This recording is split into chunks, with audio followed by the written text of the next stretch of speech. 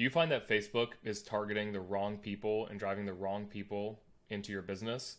Well, there's a couple reasons why that could be happening, and I want to show you how to remedy it and how to actually get and attract the right kind of clients into your business, not only from Facebook ads, but from Google or any kind of paid advertising. So I'm going to go through here and actually create a full campaign from scratch and show you what's the best way to make sure you're attracting the right kind of people into your business. Now, as a quick background, Facebook works off of something called initial conditions, which can be a really, really great thing, and it can also be a really, really bad thing. So basically all it means is when you post an ad for the first time, Facebook's going to deliver that ad to a certain person. So when you post that ad for the very first time, depending on who sees it and then who clicks it, whenever you get a click, Facebook's like, okay, great, we got to click on this ad from this person. Let's go find more people just like that. The problem with it is if that first person is not a really good fit and Facebook thinks, oh great, this ad is working because we got a click, it's going to go start delivering that to more of the same kind of people like the first person that clicked.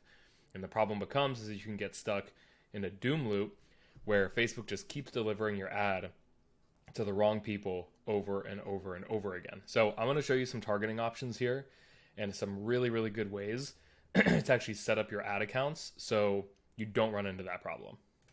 Okay, so first things first is the objective. Now, for most people, you're going to be either optimizing for some kind of a lead or a sale in most cases.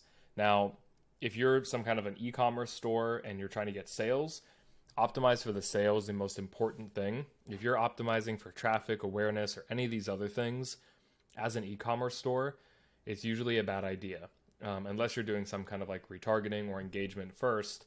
But it's super important to only be optimizing for the thing that you want, because Facebook actually delivers your ad to a completely different kind of person depending on what you're optimizing for. So we'll do sales. We'll just do a manual campaign. And there's a couple of settings that I want you guys to look at, and it all really comes in at the ad set level to make sure that these kind of things get avoided.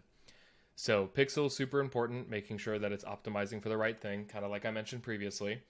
And the next thing that I want you to look at is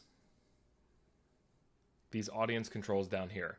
So what I would recommend doing, and even here in this audience suggestion, is I'd recommend make a custom audience of the people that are already engaging and in your world, right? So people that are following you, people that maybe have clicked on previous ads, your email list if you have one, exclude those people. Because what this will do is it'll set up a very fresh set of people that Facebook is going after. And what I've seen happen is a big causation of this kind of doom loop that you can get stuck into is Facebook will deliver your ad to a friend or a family member that's a part of your Facebook profile. And that friend or family member will click it, causing a doom loop, and just the wrong kind of people will be clicking your ad in most cases, right?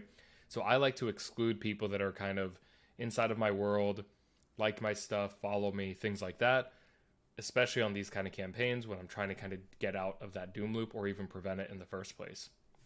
Now, the next thing that's super important is starting to look at locations.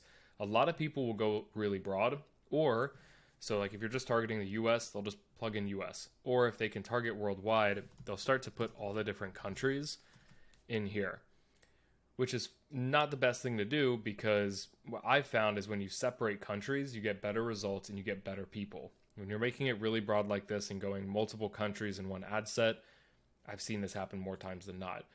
The other thing that I think is really, really powerful is starting to target by states. So if you know there are certain areas in, say, Texas, in Florida, maybe in New York, wherever certain areas are, right? And you could do this by zip code, by city, just by state.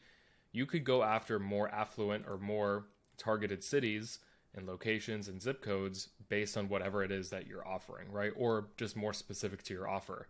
If you're some kind of a company where you're offering something for like a boat, well, you could probably target all along the coast across the entire US, and you'll probably get better results in most cases than maybe people in like Kansas, right? Obviously there could be like lakes or something like that there that people could go to, but you get the point. This kind of very specific targeting gives Facebook a little bit more parameters while still letting the algorithm do its thing and find the right person for you. So instead of just going broad sometimes, if you found yourself stuck in that doom loop, try targeting different cities, different locations, different zip codes. It works very, very well. The next thing that I want you to look at is the placement section. So this is something that a lot of people will miss out on, and they'll think that, oh, well, if I'm not doing different placements, there's no need to touch this.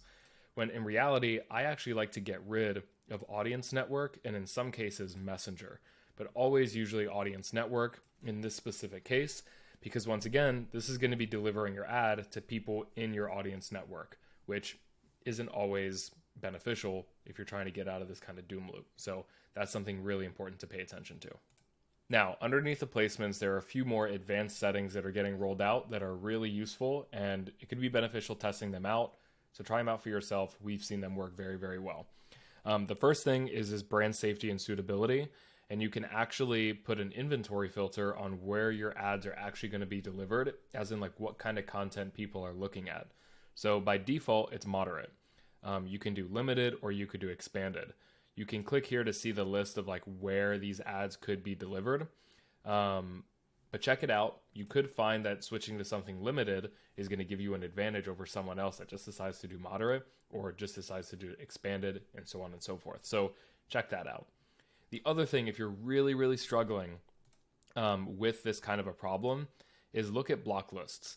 So you can create or find a block list, and what will happen is you can go here and you can find different audience networks, pages, even URLs that if you don't want people that are looking at these pages or looking at these different URLs, you don't want them to see your ad, this is a really easy way to actually make that happen. So this is something really, really useful that I don't see a lot of people talking about. It can help. Once again, if you're really stuck in that kind of doom loop, these are some really cool tricks that can help with this. Now, the last thing I want to mention, and I mentioned this in plenty of my other videos, the core reason as to why you're getting the wrong person is in the ad itself. If you are talking about something in your ad that doesn't align with your target market or that isn't clear enough, that's where you're going to see the problem. You've got to make sure your ad is as aligned to your audience as you possibly can. There are metrics that you can look at to kind of determine that, and there are ways that you can craft and create your ad, your primary text, your headline, to make sure that you're talking to the right person. So make sure that you pay attention to that as well. Now, I mentioned that there are some metrics that you can look at to actually help with determining what the problem is. There's a completely free cheat sheet that goes through a ton of the different metrics, and there's actually an advanced one here that goes through all the different metrics that you could possibly need, as well as how to influence them.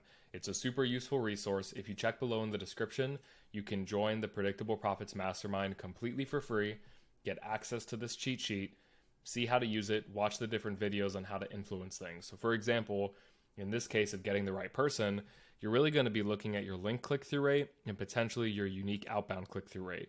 There are at least 4 different ways that you can actually influence that here and get the right kind of person in your ads. So check it out. Check the description below for access to that group and this cheat sheet completely for free. And if you have any questions, please comment below, and I'm looking forward to seeing you guys in the next video.